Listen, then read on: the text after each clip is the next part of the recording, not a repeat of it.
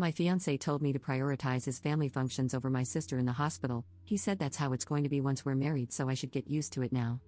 I, 28F, got engaged to my partner of 7 years, Rob, 29M, in May. Both sides of our family were really happy about this, and we had a big family meal 2 weeks after getting engaged. His brother lives 250 miles away and couldn't make it for that meal, so we decided to have a meal just for his family in late June when his brother would be back for the weekend. This weekend was arranged long before we got engaged, so he wasn't back just for the meal. Earlier this year, my sister, Kim, 32F, got a serious eye infection that very quickly turned into an ulcer, which scarred her cornea and left it at high risk of perforation. She needed a corneal graft, but her surgeon was away for 4 weeks, so she was going to have to wait until he got back to have it. However, her eye didn't hold, and it perforated the day I was supposed to be going to the family meal with Rob's brother. Kim's wife was at work and had her phone turned off, and our mom was away with our stepdad, so when Kim called me to let me know what was happening, I knew she would be at the hospital on her own. I immediately talked to my boss, and he let me go early so Kim wouldn't be on her own. I texted Rob to let him know what was going on, and he texted me back to send Kim his love and to remind me about the meal that night. I ignored the comment about the meal as it was the last thing on my mind. Once I got to the hospital, I was taken back into a room where Kim was, to be greeted by 3 doctors and 2 nurses rushing around trying to help Kim. I was then informed that she needed to have an emergency operation to have her eye glued or else she would lose it. The problem was that they didn't have a surgeon at that hospital who could do it, and she needed to go to another hospital an hour and a half away. They asked if she would need transportation or if I could take her. I said I would take her. Once we got to the other hospital, we were told that she would be having the operation at 5:30 p.m. I knew then that I wouldn't make the dinner and texted Rob to let him know. He flipped out and basically told me to leave Kim at the hospital and have her wife pick her up after the op was done. At this point, I still hadn't been able to get a hold of Kim's wife. I told him that wasn't going to happen and that he was out of order to even ask me to do that. I then texted his mom and told her what was going on. She was really supportive and told me to stay with Kim and let her know how the op goes. A dinner can be rescheduled, Kim's health can't. I also spoke with his brother, who was equally as understanding. I stayed with Kim, her operation was a success, and I got her back home around 9 p.m. Her wife had ordered some Chinese and offered me some, which I happily accepted as I hadn't eaten since lunch. With that, I didn't get home until about 11 p.m., and Rob was already asleep. Rob was very short with me for days after, and we ended up having a huge fight where he told me that I should have put his brother and family before Kim. He said he was embarrassed going to the meal without me. I responded that I was embarrassed he thought I would put a meal before my sister's health. This led to another week of awkwardness between us before we finally sat down and sorted it out, or so I thought. 8 weeks ago, Kim got her graft, and so far everything is going really well with it. On Saturday, his brother was here, so we went out for dinner with his family. His family were all asking about how Kim was doing, and I showed them a picture of the stitches in her eye. I thought that everything had gone really well until we got home, and he got really angry, saying that I shouldn't have brought up Kim's health issues and I shouldn't have shown them the picture. I argued that they'd asked about her and asked to see the picture. It ended with him telling me that I needed to put him and his family before Kim, or else we weren't going to work. He said his family will come before mine once we are married, so I should get used to it. I went upstairs and packed a bag. I'm now at my mom's house, and he's been blowing up my phone with texts and calls since I left. I do love him, but I will never put his family above my own family's health. I feel like he's expecting me to spend every holiday with his family and put their wants above my family's needs, which won't happen. I'm very close to my sister and my mom, and that's not going to change. So I don't really know how to move forward or if I even want to. Has anyone experienced anything like this before? Update 1. Thank you so much to everyone who commented. I replied to as many as I could, but I read all of them. Warning, this is going to be longer than the original post, a lot has happened. I thought it over, and once I decided to end things with him, I knew that the main issue would be getting him out of my house. I own the house outright. My grandma passed away 5 years ago and left her house to my mom, who sold it and split the money between me and my sister. I then bought my house with that money about a year after she passed. I got in touch with my stepdad's friend, who is a landlord, the day after I wrote my original post, and he then put me in touch with his solicitor. He didn't have time to see me in person that day, but we did have a phone call where he gave me my options. In the UK, we have something called a Section 8 notice. This is a 14-day eviction notice, and the solicitor said this would be the quickest way to get him out. However, he could try to contest it if he wanted to, which would lead to court dates and could take months. I asked him to draw up the notice and date it for Friday, the next day. I had already made the decision to end things with him after work on Friday so that he could have the weekend to sort through his emotions before work on Monday. On Friday morning, I texted Rob and asked him to meet me at our local pub after work. He quickly agreed. Not only is the pub a public space, but my stepdad and a few of his work friends go there every Friday after work for a few pints, so I knew he would be there to step in if I needed him. I also picked up the eviction notice on my lunch break, so I was ready to give it to him. It cost £250, but it was worth it.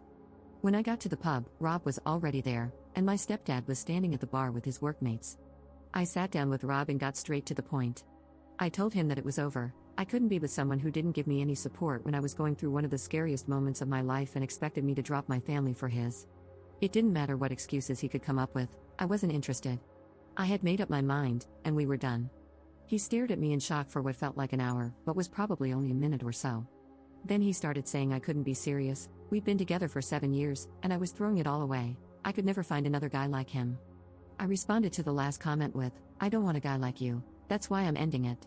I need someone who will support me when times get tough, not get annoyed that the world isn't bowing down to what he wants. I then handed him an envelope with the eviction notice and my engagement ring. I told him I was giving him a few weeks to find a place and be out of my house. Then I stood up and walked over to my stepdad, who had bought me a much-needed drink, and stayed with him until my ex left, still looking in shock. I knew he wouldn't approach me while I was with my stepdad, as he has always been a little scared of him. This is obviously a very condensed version of what happened.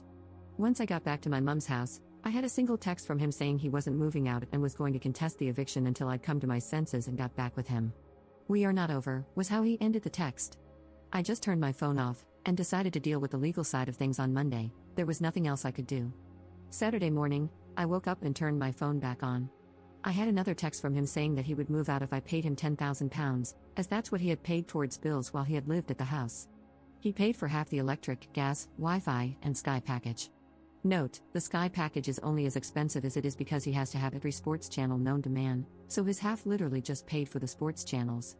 I had already asked the solicitor about this though, and he had assured me that I didn't owe him any money as he hadn't contributed to a mortgage or any renovations of the house, it was just general expenses. He also knew that I don't have £10,000 just lying around. Let's say I was irritated by this and decided to ring his mum to see if she could talk some sense into him. I'll call his mum Sandra to make it easier. She was appalled by what I told her and said she would speak to him. She called me back about an hour later and asked me to meet her at the house. Rob was on an away day to watch his football team play and wouldn't be back till about 10 p.m., so I knew he wasn't there. I met her at the house with Kim, and Sandra said that Rob's brother was on his way back home and they would have Rob out by the following afternoon. She hadn't even spoken to Rob, just his brother, but she promised he would be out. Sandra then asked me to walk her through the house, showing her exactly what was his and what wasn't, so he didn't take anything that didn't belong to him. The next morning, I got a text from Rob, calling me all the names under the sun for getting his mom and brother involved. I blocked him, and a couple of hours later, Sandra texted me to let me know he was out and staying with her. I thanked her, and she told me that she would like to stay in contact, and I happily agreed to this. I went back to my house after work on Monday, changed the alarm code, and my stepdad changed all the locks for me. My stepdad is also arranging for a friend of his to install cameras around the outside of the house. This will be done over the weekend. Sandra rang me on Tuesday, asking if we could meet up as she had some things she wanted me to know, so we met for lunch that day. It was at this time that she told me her ex was a controlling jerk who was incredibly selfish, and the selfishness was what she had seen in Rob for so long. That's why she had commented on him being like his father, but she had hoped that was the extent of Rob's attitude, and he hadn't picked up his dad's controlling behavior, which, to be fair, he hadn't up until this whole episode. She had left Rob's dad after he had socked Rob's brother in the face when he was 14 and Rob was 10. He had never laid a hand on her or their sons before, but one time was enough, and she left with the boys. To her knowledge, her ex had never reached out to speak to Rob or his brother, and they hadn't spoken to their father in years. I didn't know any of this. All I had been told was that their dad wasn't in the picture and hadn't been for a long time, but Sandra had thought I knew, and that's why she hadn't told me before. However, she had found out on Sunday night that Rob was back in contact with his father and had been for the past year. His dad had been putting lots of thoughts into Rob's head about how he is the man of the house and his family is all that matters. This had fed into Rob's selfish tendencies and had amplified them tenfold. Sandra said that she had told him to find somewhere else to stay ASAP as she couldn't even look him in the face. Then Rob and his brother had a huge argument that ended with his brother telling him that as long as Rob is in touch with their dad, then he will have zero contact with him. Even going so far as to tell him to spend Christmas with their dad because Sandra is going to his house and Rob isn't welcome. When Sandra took Rob's brother's side in all this, Rob flew into a rage and said he would move in with his dad. He then left the house, but came back a couple of hours later looking like he'd been crying. Turns out that his dad doesn't want him living with him and basically said he could be on the streets for all he cares. He's not putting a roof over a grown man's head. Sandra thinks that Rob is now starting to realize everything he has lost due to him listening to his dad and has seen his dad's true colors. Sandra is incredibly disappointed in him, but he's her son, so she is trying to be there for him as best as she can. However, she still wants him out as she doesn't trust him anymore. His brother still won't have anything to do with him. She has also told him to stay the hell away from me as I don't need to be brought into this, and he has promised her that he will. Only time will tell if that's true, but I do have him blocked on everything, and if he turns up at the house, I will just call the police to get rid of him. The more Sandra told me about what had been going on behind my back, the more resolute I have become about wanting nothing to do with him. I never want to see him again, if I can help it. So all in all, Rob's life is a dumpster fire, but as long as he stays away from me, then I don't care. I've been spending a lot of time with my sister and her wife, as well as my mom and stepdad, which has been great. I've never really been close to my stepdad, but this has brought us a lot closer together, which has been one huge positive out of all this. I'm not exactly happy right now, but I'll get there. There are still a lot of feelings that I need to unpack, and it will take time to move on from this whole situation. I don't think I will be dating for a while. I need to really get over all this and don't want to dump this on anyone else right now. For all those asking how Kim is doing, she's doing great. She had a hospital appointment on Monday, and her consultant said her eye is healing, in his words, marvelously, so that's a relief. I hope there won't be any need to update this again, so this should be my final update. Thank you to everyone who reached out to me. Update 2. I hadn't heard from Rob in weeks, but yesterday, he showed up at my house. I had the chain on my door, so I opened it with that still attached. No way would I let him in. He basically told me that he had nowhere to live. His mom isn't speaking to him, and his dad won't put a roof over a grown man's head, his words not mine. He asked if I would take him back or at least let him live with me. No way in hell would I get back with him, and getting him out the first time only went easy because his mom stepped in to help. He had threatened to take me to court knowing that if he did, it could take months to get him out, and then said he would only move if I gave him £10,000. I contacted his mom, who was furious about that, and she turned up with his brother and forced him out. I told him that there was zero possibility of him ever living with me again and that we were 100% over. He started shouting at me and calling me all sorts of names, so I threatened to call the police if he didn't leave and shut the door. I have cameras all over my house, so I caught everything he did and said on camera and have saved it to a USB just in case. He then went crying to all our mutual friends, and it managed to get back to his mom. She called me and asked what happened. I told her, and she then informed me that she had put her house up for sale and was moving 300 miles away to be nearer her other son. She and Rob had a huge argument about this, and she finally kicked him out. Since then, he's been couch surfing, but with Christmas coming up, his friends aren't really happy with having him on their couches when they have kids, and are meant to be enjoying the festive season. He's been kicked out of 3 friends' houses in 10 days. She told me I was right to refuse him, but I've since had other friends say that they feel sorry for him and that I can just let him stay in my spare room until he's back on his feet. I then asked them to put him up, but they said they would but don't have room, and if they had a spare room like me, then they would let him stay. My family and his are on my side, but I'm starting to doubt myself with what a couple of my friends have said. Edit. I've just spoken with the wife of one of Rob's friends, and she's asked to meet me on my lunch break tomorrow. Apparently, Rob stayed with them for 2 nights before she kicked him out, and there's more going on than what I know of. She's going to tell me the full story tomorrow but told me that I shouldn't let him anywhere near me and that he's staying in an Airbnb, so he does at least have a roof over his head right now. I'll try to update after I've spoken to her. Update 3. So, I posted about my ex turning up at my house, wanting me to let him move back in with me. I said no, but a couple of friends thought I should let him, and that messed with my head. A few people told me to change my lock, etc. I did that and changed my alarm code as well, as my stepdad got his friend to put up 4 cameras around my house. I'm also going to start shutting the gate so that no one can walk up to the house without ringing the bell there first. I put in an edit that I was going to be meeting with one of Rob's friends' wives for lunch today, and I have to say that it was informative for sure. I'll call her Nat, 30F, and her husband Zach, 29M. So I went to meet her on my lunch break at a cafe near my work.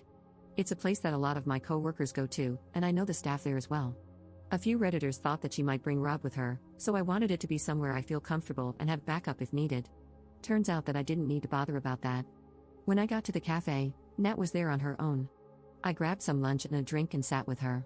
We went through the usual small talk before she started telling me what had been going on. Rob rang Zach on Thursday morning, saying he had nowhere to go, and could he stay with them for a few days. Zach spoke to Nat, and they agreed he could stay in their guest room. Rob went to their house after work, and they had a long talk where Rob told them he had a flat lined up but couldn't move in until January. Zach and Nat agreed to let him live with them until January as long as he followed some basic rules and paid for his own food. The rules were things like no bringing women back there, and if he went out drinking, He had to be quiet when he got back so he didn't wake their daughter, who's 6. He agreed to all this and paid for Chinese for them all that night. The next day after work, Rob went to meet his dad in the pub for a few pints. When Zach and Nat went to bed, Rob still wasn't home. They were woken up at about 2 in the morning by Rob arguing with a woman. Apparently, Rob had met this woman in a bar, took her back to Zach and Nat's house, got his pleasure, and then told her to get dressed and leave once he was done. She had gotten angry, which started an argument where Rob was saying some horrific crap to her. Nat took the woman downstairs and got her a taxi, while Zach stayed upstairs arguing with Rob. Once Nat had gotten rid of the woman, she went back upstairs and tried to calm Zach and Rob down. At this point, Rob decided to take out his frustrations on Nat, calling her a BTCH and telling her to do something useful like making him a sandwich before bursting out laughing like he'd made the funniest joke ever. This made Zach lose it and pinned Rob to the wall by his throat. Nat managed to get Zach to let him go, and Rob was shoved into the guest room and told to sleep off the booze. It's a miracle that Nat's daughter didn't wake up during this. The next morning, Nat got their daughter ready and went to her mom's after telling Zach to get Rob out of their house. Zach agreed, and after Nat left, he woke Rob up and told him to pack his crap and leave. Rob tried to apologize and begged to stay, but Zach was having none of it and kicked him out. Going off the timing, I think he left there and came straight to my house. On Sunday, Zach texted Rob to meet up so that they could speak, and they met up in a pub. Zach has been friends with Rob since they were 11 and has never seen him act like he has been doing, so he wanted to find out what was really going on. He managed to finally get the truth out of Rob. Basically, Rob has been in contact with his dad for a lot longer than he told us. By this point it's over 2 years. His dad is a raging misogynist who believes a woman's place is in the kitchen and bedroom, and a man's place is to rule the house and be waited on hand and foot, as well as deciding who can and can't be in their lives. He's been dripping this poison into Rob's ear, and it's really taken a hold of him. Zach told Nat that he just doesn't recognize Rob anymore. Rob wants to start living his life the way his father has told him he should. When Zach pointed out that Rob's dad is 62, living in a crappy one-bedroom flat, hasn't had a real relationship since Rob's mom left him, has no friends, and is the type of guy that when he walks into a pub, people finish their pints so they can leave and get away from him, Rob was furious. He told Zach that his dad is just misunderstood. Zach responded that people understood his dad, and that's why they stayed away from him. He's toxic. This pretty much ended their conversation, and Rob left. Zach did find out that Rob does have a flat lined up for January, so that was true, and that he's found an Airbnb he can stay in until the flat is ready at minimal cost. Zach and Nat have also decided to go no contact with Rob as they don't need that toxicity around them, especially not around their daughter. A few Redditors had said it sounded like Rob was on illegal substances, so I asked Nat what she thought, and she doesn't think so but can't be sure. She and Zach think that Rob is just so far under his dad's thumb now that he's completely changed as a person. He believes that everything his dad says is gospel. She did let me know that Rob has a burner Instagram account that he is using to check on my Insta, and I immediately made my account private. He had said something about seeing me waste money on a stupid amount of Christmas presents when I couldn't even help him out to Zach on Sunday. I'd been to a Christmas market on Saturday afternoon and had posted pics on Instagram. All of this just made my resolve stronger that he will not be getting anywhere near my house again. It also made me realize that I don't have any feelings for him anymore other than frustration at how he's acting and some sadness at how far he's fallen from the man I once knew. I thought that hearing he had another woman in his bed would annoy me, but there was just nothing. I couldn't have cared less. I thanked Nat for the info, and we agreed to keep in touch. We won't be as close as we were when I was with Rob, but it feels good to have someone who knows the entire situation and has seen Rob's behavior with their own eyes. There were also some Redditors who told me to ditch the friends that had told me to let him stay with me. Unfortunately, I can't ditch them completely as they're part of the friend group, and that would just cause unnecessary drama. However, I will be keeping my distance from them and only talking to them when part of the group. Update 4. I really hope that I wouldn't have to update again, but I've just had a call from one of Rob's friends, and it looks like he's going to be spending Christmas in prison. Apparently, he went out on Saturday night with his dad, and they got into an argument which turned physical. Rob isn't a fighter, however, he is bigger and stronger than his dad, and it ended with his dad falling backward and hitting his head off a wall, knocking him unconscious. The staff in the pub called the police and an ambulance, but Rob left before they got there. Rob's dad had to go to the hospital, where he still is. I'm unsure of his exact injuries, but they're not life-threatening. He must also be awake as he is pressing charges against Rob, however, they won't keep him in unless absolutely essential at this time of year. Rob was arrested on Sunday morning at the place he's been staying at and had to appear in magistrate's court on Monday. Due to him not having a fixed address right now and the fact that his dad is still in the hospital, he has been remanded on a Section 18 with intent. Unless he can find a permanent address to go to, then he won't be getting out until his trial at Crown Court. I know his mom is already at his brother's over 250 miles away, so I don't think she will be able to help right now. Finding this out has actually given me a sense of peace right now. I've been trying to ignore it, but the chance of him turning up and spoiling Christmas has been at the back of my mind ever since he turned up at my house. I'm hoping he stays in over Christmas so that I can just relax. Edit. I went round to Nat and Zach to drop off a present for their daughter, a bottle of Bell's for Zach, and a bottle of Prosecco for Nat for Christmas, and had a cup of tea with them whilst they filled me in on what's going on. Rob will be in over Christmas, but will likely get out early January. His lawyer is trying to get the charges reduced from Section 18 with intent to a Section 20. I only found out today that a Section 18 with intent is one step down from attempted unalive, and you're looking at double digits in prison if you get found guilty. Section 20 is a lot less severe and is usually a 2-year suspended sentence for first-time offenders, which he is. His lawyer has said that if he pleads guilty to the Section 20, then CPS will lower the charges to get this one over and done with ASAP, as the courts are ridiculously backed up in the UK right now and prisons are full. Zach went to the Airbnb he was staying at and got Rob's stuff, which is now sat in his garage as one last favor to Rob, Zach's words. He can't get in touch with me without my consent while he is locked away. The prison literally has to ring me and ask if it is okay that I get put on his approved call list, and only then is he allowed to ring me, which won't be happening. I've also spoken to his mum, who has basically washed her hands of him for the time being. She thinks that he needs to learn his lesson, and maybe spending Christmas in a cell will teach him how much he's lost the plot. She has spoken to him and said that he's now saying the right things, but only time will tell if he means them. He is talking about moving to be near his brother to get away from their dad, so maybe he has seen the light. His brother has refused to go onto his call list, so Rob can't contact him, so I don't know how that will work. As for his dad, he is still in hospital with a broken hip and has had to have surgery to fix it. The broken bone and head injury are why the charges are so high right now. I feel like a weight has been lifted off my shoulders, knowing he can't ruin my Christmas. I'm just about to pack everything into the car and go and stay at my mum's until January 2nd, but thought I'd finish the year off letting everyone who's helped me and supported me through this know what's going on. Merry Christmas to everyone who celebrates it, and I hope everyone is doing well. Update 5. Hi all, sorry it's been a while since my last update, but I wanted everything to be finished before I update it again. Rob spent Christmas on remand in prison. He didn't get out until the second week of January, and that was only because his mum agreed to let him stay with her again. He had his plea hearing the first week of February, where he pleaded guilty to a Section 20 assault. He then had to wait until last week to get his sentencing court date. I didn't know how much actually goes into sentencing. They had to get a victim impact statement, a pre-sentencing report from probation, statements from his mum and brother. His barrister even reached out to me to give a statement saying that we had broken up and I'd asked him to leave the house. He used our breakup as an extenuating circumstance, saying that because of the breakup of our relationship and him losing his home, that had seriously impacted his mental health. The statements from his mom and brother also confirmed that he had lived in an abusive home when he was young, so he claimed he had PTSD because of that. These were all read out at his sentencing. He was going to get 3 years, but the judge knocked time off for pleading guilty and for mitigating circumstances. That left him with a 16-month sentence that was suspended for 18 months. As part of the conditions for his release, he isn't allowed anywhere near his dad, he has to go to counseling for his supposed PTSD, and he isn't allowed to drink booze. He even has an ankle monitor on that tests his sweat every half an hour for booze and will alert probation if he gets a positive result. Luckily for him, his boss has let him go and work at their main location in the city that's half an hour away from here, and probation was happy for him to live there as well. He moved into a flat there this week, so I don't have to worry about running into him. I haven't spoken to him at all, and I don't want to. He has tried reaching out through a couple of friends, but they've respected my decision and told him to move on with his life. However, I did speak to his mum yesterday, and she said that she thinks he's depressed, but so far he's doing okay. She's the one I got all of this information from.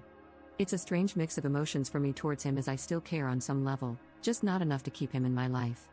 I know I need to keep him away from me, as I can never see him like I did at this time last year. It's crazy to think that it's only been a year since we got engaged. So much has happened.